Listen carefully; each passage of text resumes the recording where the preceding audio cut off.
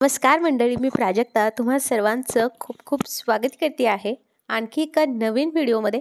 चला कोणताही उशीर न करता आजच्या व्हिडिओला सुरुवात करूयात. टिप नंबर पहिली, आपल्याकडे ना अगदी घरामध्ये कोणी ना कोणी असतंच की त्याला चष्मा लागलेला असतो आणि आपल्याकडे हे चष्माचे जे काही केस असतात ते तसेच पडलेले असतात. मग जर कुठे ट्रॅव्हलिंगला जायचं असेल आणि छोटंसं असं चार्जर असेल तर तुम्ही त्याचा ॲज अ ऑर्गनायझर म्हणून वापर करू शकता. तुमचं चार्जरसुद्धा सेफ राहतं.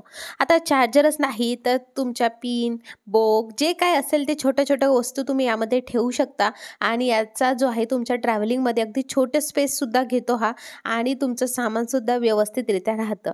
सो ही ट्रिक नक्की आजमावून बघा, जबरदस्त आहे आणि अशा पद्धतीने लावून घ्यायचं. चला नंतरची टिप बघूया. इथे तुम्हाला ना एक पावडर दिसते. सो ही पावडर पावसाळ्यामध्ये आणि हिवाळ्यामध्ये तुम्हाला एवढी कामी येणार आहे. ही कशाची? तर ही आहे लेंडी पिपळी आणि पान पिपळी. तुम्ही कोणत्याही किराणा मालाच्या दुकानात जा, तुम्हाला भेटेल.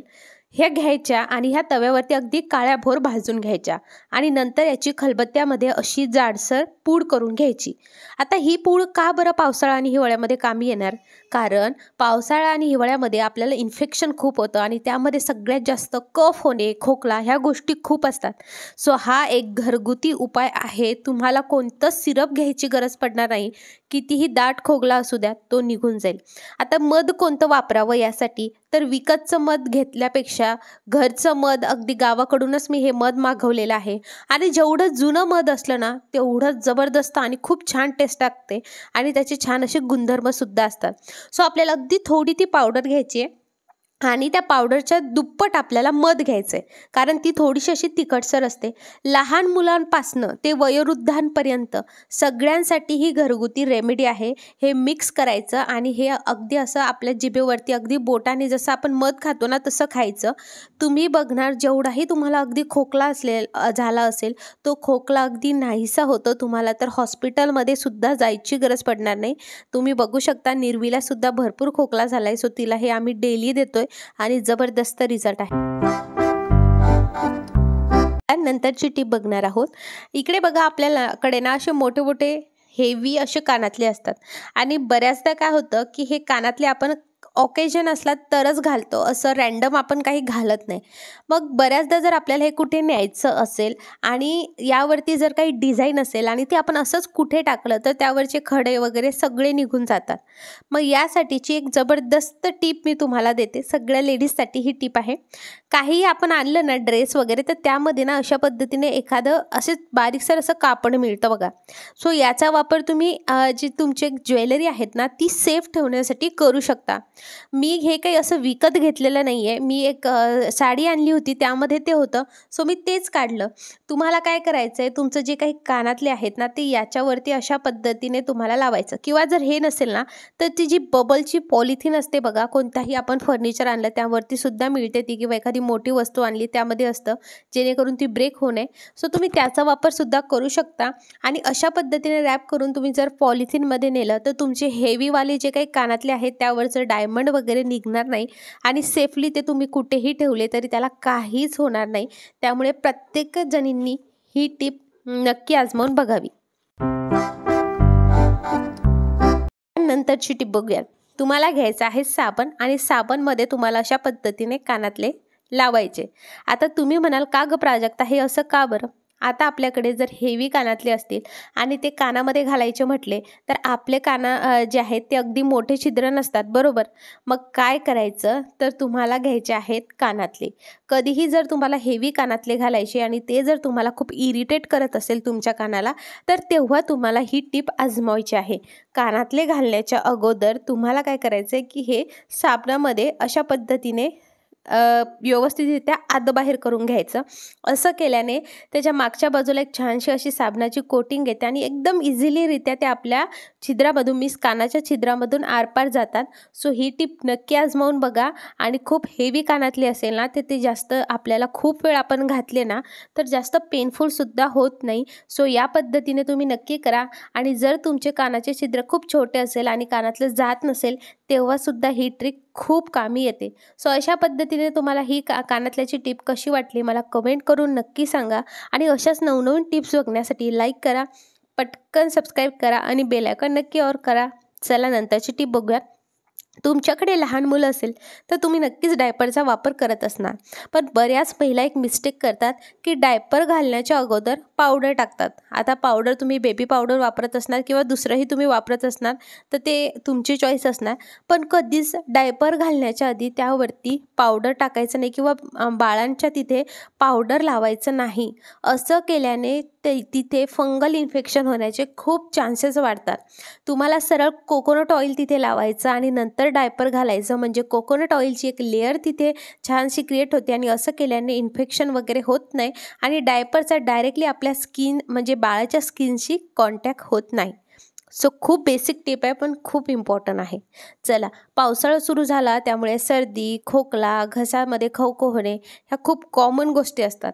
सो असं होऊ नये म्हणून एक छोटीशी रेमेडी मी तुमच्यासोबत शेअर करते. मस्त फ्रेशली तुळशीचे पानं मी तोडून घेतलेत. इकडे 2 ते 3 काळे मिरी घेतले. यांचा फ्लेवर अजून छान येण्यासाठी थोडंसं आपण अगदी बारीक करून घेतलेलं आहे. आणि इकडे तुळशीचे पानं तुम्ही जास्तसुद्धा घेऊ शकता. अशा पद्धतीने मी 2च घेतलेले आहे. स्वच्छ धुवून घ्यायचे आहेत आणि यामध्ये टाकायचं आहे. त्यानंतर आपल्याला घ्यायचा एक आल्याचा तुकडा आणि हे व्यवस्थितरित्या आपल्याला असंच थोडंसं आबडधोबड ठेचायचं आहे आणि यामध्ये आता आपल्याला 1 ग्लास पाणी टाकायचं. आता हे आपल्याला चांगलं उकळवायचं आहे. आपण एक काढा तयार करतो आहोत. यामध्ये तुम्ही थोडीशी लवंगसुद्धा घेऊ शकता. थोडीशी अगदी 1 ते 2च घ्यायचं आहे आणि आपल्याला हे एक 5 मिनटं उकळवायचं आहे मध्यम आचेवरती. नंतर तुम्ही बघणार हा काढा पिल्याने तुमच्या घशामध्ये जर काही खवखव होत असेल, त्याचबरोबर तुम्हाला जर सर्दी वगैरे झालेली असेल ना, तर खूप रिलीफ मिळतं. घरगुती रेमेडी आहे. मी आज 2 रेमेडी तुमच्यासोबत शेअर केल्या आहे, ज्या की पावसाळ्यामध्ये अगदी अतिउत्तम आहे. आणि तसंही कोरोना काळामध्ये आपण काढे हे भरपूर पेले, त्यामुळे कधीतरी काढ्यांचा वापर असा पावसाळ्यामध्ये नक्की करावा आणि याचं गरमागरमच सेवन करावं, म्हणजे खूप छान रिझल्ट मिळेल. चला मग नंतरची टिप बघूयात. मला इकडे घ्यायचं आहे एखादी कोणतीही बॅग. आता इकडे मी पत्ती रिफिलच केली होती तर मी त्याचीच बॅग घेतली आहे आणि ही अशा पद्धतीने थोडीशी मधोमध कापायची आहे. अगदी एकदम मधोमध नको, खालचा भाग आपल्याला जास्त राहायला हवा या पद्धतीने. आता थोडीशी जी काही पॉलिथिन घेणार तुम्ही किंवा कोणताही बॅग घेणार तर ती थोडीशी अशी ना थोडीशी जाडसर असावी, कारण आपल्याला याला पुढे प्रोसेस करायची आहे, म्हणून मी इकडे पत्तीचीच घेतलेली आहे. आता बघा अशा पद्धतीने एक पॉकेट आपलं तयार झालेलं आहे. आता आपल्याला यामध्ये काही बाकीच्या वस्तू टाकायच्या आहेत. आता इथे जर तुम्ही जी पॉलिथिन असेल ती अशा पद्धतीची नसेल तर जी काय पॉलिथिन असतात ना त्या नका घेऊ, त्या फार विरळ असतात. त्याच्याऐवजी मग तुम्ही ॲल्युमिनियम फॉईलचा वापर केला तरी चालेल. सेम प्रोसेस तुम्हाला सगळी ॲल्युमिनियम फॉईलमध्ये करायची आहे. त्यानंतर इकडे घ्यायचं आहे खडे मीठ. साधं मीठ घेतलं तरी चालेल, पण शक्यतोवर खडे मिठाचा वापर करा. साधारणतः 2 ते 3 चमचे खडे मीठ आपण यामध्ये टाकून घेत आहोत. खडे मीठ किराणा मालाच्या दुकानात अगदी स्वस्त मिळतं, त्यामुळे तुम्ही घेऊ शकता.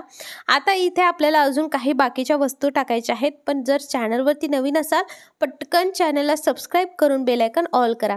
इकडे घ्यायचे फॅब्रिक सॉफ्टनर कम्फर्ट. मला हे ब्ल्यूवाला खूप आवडतं, याचा स्मेलसुद्धा स्ट्रॉंग असतो म्हणून मी त्याचा वापर करते. तुम्ही लिक्विड डिटर्जंटचा वापर केला तरीही चालेल किंवा असं कोणतं तुमच्याकडे लिक्विड असेल की ज्याचा फ्रॅग्रन्स खूप छान आहे त्याचा वापर केला तुम्ही तरी चालेल. त्यानंतर प्रेस गरम करून घ्यायची आणि वरच्या बाजूने हे आपल्याला पूर्ण सील करून घ्यायचं आहे. म्हणजे काय होईल की वरून आपण आता हे असं उलटं जरी केलं तरी हे बिलकुल खाली पडणार नाही आणि व्यवस्थितरित्या पॅक सीलसुद्धा होतं. म्हणजे काय, इन शॉर्ट आपलं एक पॉकेट तयार झालेलं आहे. जे काही आपण अरोमा डिफ्युजर वगैरे आणतो किंवा मग जे वेगवेगळे आपण बाथरूमला ठेवण्यासाठी सॅचे आणत असतो जेणेकरून दुर्गंधी येणार नाही, सो त्याचंच असं हे काम करणार आहे. नंतर इकडे मी फॉर्क घेतला आहे आणि तो थोडा गरम करून आपल्याला काय करायचं, याला छोटेसे टोचे मारून घ्यायचे. त्यासाठी म्हटलं खडे मीठ घेतलं ना तर हे बाहेर येणार नाही. आता हे आपण यासाठी करतोय की यामध्ये आपण जे टाकले त्यामधनं स्मेल बाहेर आला पाहिजे. आता आपण टॉयलेट रोज कितीही साफ केलं तरी त्यामधनं थोडी काय होईना दुर्गंधी येतेच येते. सो अशा पद्धतीने तुम्ही हे जे आहे बाकीच्या कुठेही रूममध्ये सुद्धा याचं चांगला फ्रॅग्रन्स यावं म्हणून ठेवू शकता, पण बाथरूममध्ये हे खूप छान पद्धतीने काम करतं. 1 हप्ता हे छान स्मेल देतं, त्यानंतर तुम्ही पुन्हा हे जे आहे फेकून देऊन नवीन तयार करू शकता. सो कशा वाटल्या ह्या सगळ्या टिप्स कमेंट करून नक्की सांगा आणि तुमच्या फ्रेंड्स आणि फॅमिलीला नक्की शेअर करा. चला मग मंडळी, भेटूयात पुढच्या व्हिडिओमध्ये. हा व्हिडिओ बघितल्याबद्दल खूप खूप आभार.